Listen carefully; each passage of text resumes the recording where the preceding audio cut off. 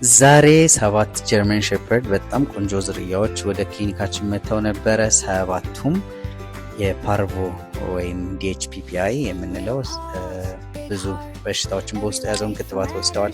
ብዙዎቻችሁ ፓርቮ ክትባት የት እናገኛለን ብላችሁ ለምትጠይቁን ፓርቮ ክትባት ወደ ዊኬር ሲመጡ በ2500 ብር ብቻ ከነ ሰርቲፊኬቱ እናዘጋጃለን። ከዛ ቡስተር ዶዝ ደግሞ በአራተኛው ሳምንት እንሰጣለን።